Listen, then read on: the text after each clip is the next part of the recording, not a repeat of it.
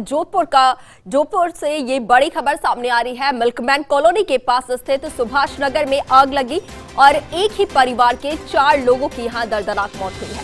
बता दें कि 75 वर्षीय सुभाष चौधरी और 70 वर्षीय नीलम चौधरी की मौत हुई इस दुर्घटना में और 50 वर्षीय पल्लवी चौधरी तो वहीं 45 वर्षीय लवण्या चौधरी की मौत हुई है। लवण्या चौधरी बीमार होने के कारण पिछले कई सालों से बेड पर थी। पुलिस कमिश्नर जोस मोहन ने घटनास्थल का जायजा लिया है, तो वहीं कलेक्टर इंद्रजीत सिंह और डीसीपी आलोक श्रीवास्तव ने भी मौका मुआयना किया है। भाजपा और कांग्रेस के कई नेता मौके पर पहुंचे हैं। आग लगने या लगाने का रहस्य यहां पर है, इसका पता नहीं चल पाया है। आखिर एक ही कमरे में 4 लोगों की आग लगने से कैसे मौत हो सकती है, ये सवाल उठ रहा है। शास्त्री नगर थाना प्रभारी पंकज रॉय माथुर इस पूरे मामले की जांच कर रहे हैं। तो मिल्कमैन कॉलोनी से ये बड़ी घटना सामने आई है। एक मकान में आग लगी और इस हादसे में 4 लोगों की दर्दनाक मौत हुई है। सुभाष नगर की ये घटना बताई जा रही है और हमारे सहयोगी राजीव गौड़ हमारे साथ जुड़ गए हैं। राजीव, देखिए बड़ा दर्दनाक ये हादसा है और आखिर ये आग कैसे लगी? देखिए अंकुर, निश्चित रूप से ये अपने आप में बहुत ही रहस्य वाली बात की है।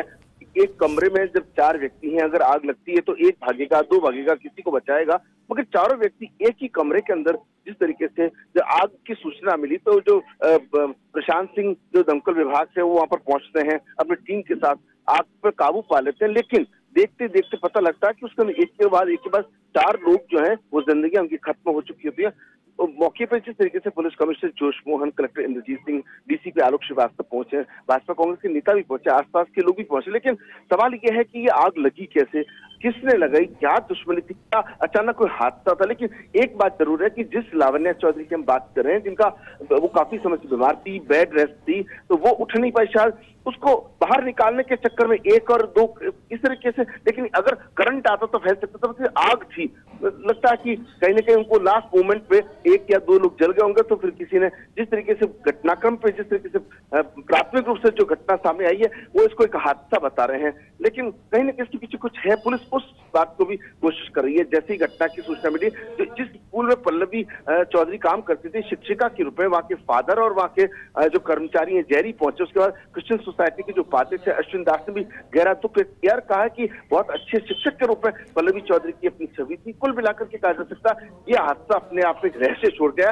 लेकिन पुलिस की जो इन्वेस्टिगेशन होगी तब राजीव, क्या परिवार की किसी से आपसी रंजिश थी या किसी से कुछ वाद विवाद हुआ हो इन दिनों, इसको लेकर कोई बात सामने आई?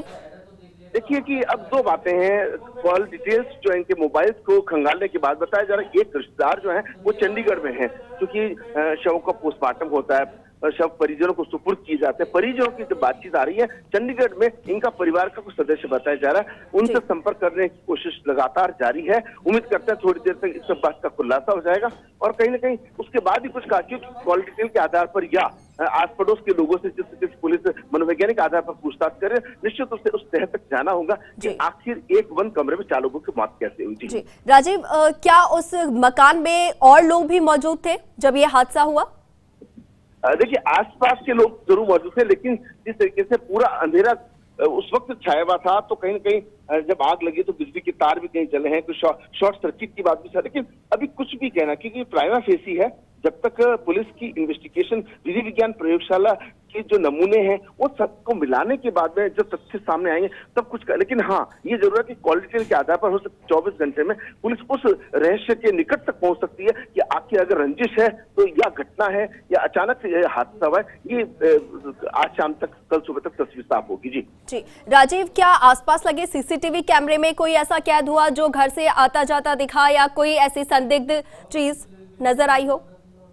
देखिए जैसे ही कॉल डिटेल के आधार पर किसी का नाम पता लगता है तो उस इलाके में उस टाइम पे कितने लोगों की लोकेशन आती है और कितने ऐसे लोग हैं जो जहां भी सीसीटीवी लगे हुए हैं वहां उस कैमरे में कैद होते हैं, क्योंकि अभी किसी का नाम चेहरा सामने नहीं आया है। जब तक ये चेहरा सामने नहीं आता तो कुछ भी कहना जल्दबाजी होगा, लेकिन हाँ पुलिस इन्वेस्टिगेशन के बाद में कुछ कहा जा सकता है। बिल्कुल बिल्कुल राजीव, आप नजर बना के रखिए, हम आगे भी आपसे अपडेट लेंगे। तमाम जानकारी के लिए फिलहाल आपका बहुत शुक्रिया।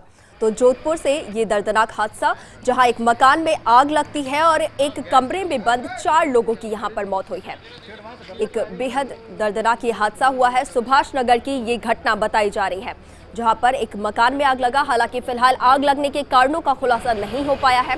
पुलिस है और तमाम जो अधिकारी हैं वो यहाँ मौके पर पहुंच चुके हैं। कांग्रेस और भाजपा के कई नेता मौके पर पहुंचे हैं, मौके का जायजा लिया है, मुआयना किया है। क्या कुछ निकलकर सामने आता है वो भी देखना होगा, लेकिन इस वक्त पुलिस छानबीन में लगी हुई है।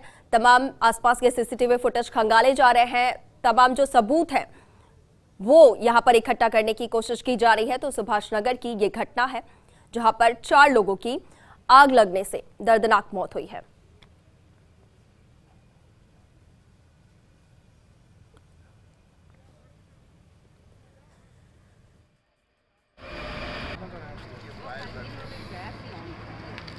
गैस जी खड़े नहीं